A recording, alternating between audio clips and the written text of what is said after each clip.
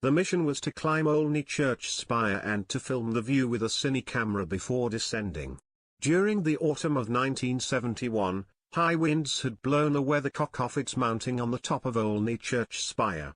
After steeplejacks had completed assembling the scaffolding for its replacement, two young Olney men, Brian Minney and Norman Wright, inquired whether it was feasible for them to climb the spire and use a cine camera to film the view. Somewhat surprisingly, the steeplejacks agreed, and Brian and Norman set off to climb the spire whilst the steeplejacks were in place. Part 1 of this video starts with the Cinefilm taken by Brian whilst up the spire and also covers the early part of the men's descent.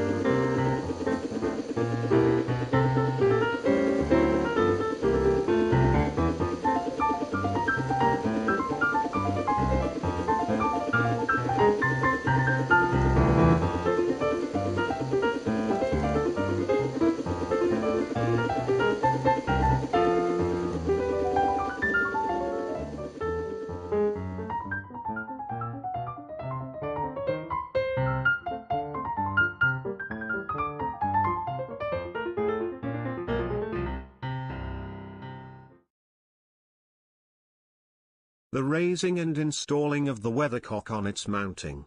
A few days later, when the repaired weathercock seating had set and dried out, the steeplejacks continued with their task of returning the weathercock to its rightful position.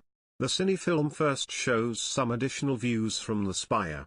It then covers the somewhat primitive procedure used for raising the weathercock from the ground to the top of the spire, and its final placing on its mounting spigot.